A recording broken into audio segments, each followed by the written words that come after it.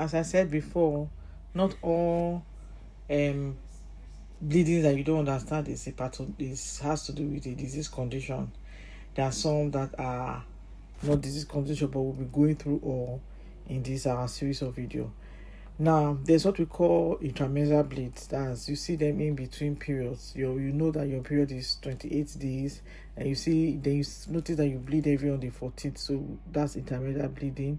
There's what we call amenorrhea. That's the period is absent.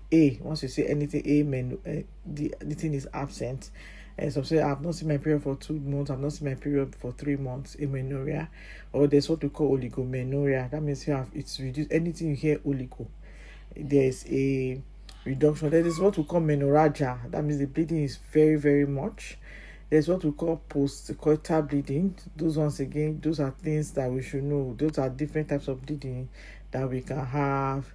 We can have. Now let's start with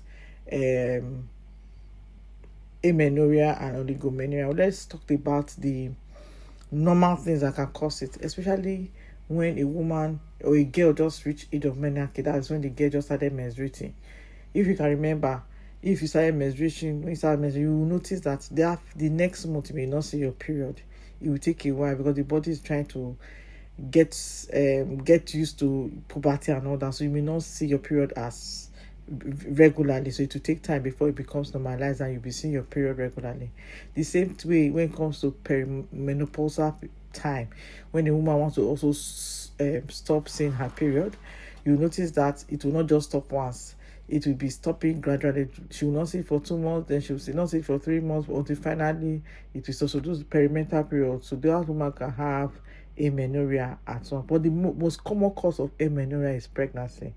So in all these conditions that we are talking about, always try to rule out the non-disease condition first before you now say this is a disease condition. That's why I'm starting with the non-disease condition.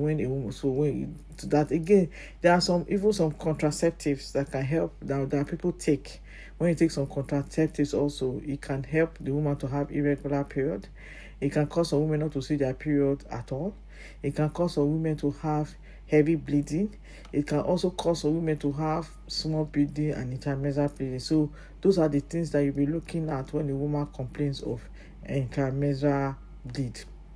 And let's go to the other disease conditions. But now I'm talking of the other disease condition, but I'll go into that later.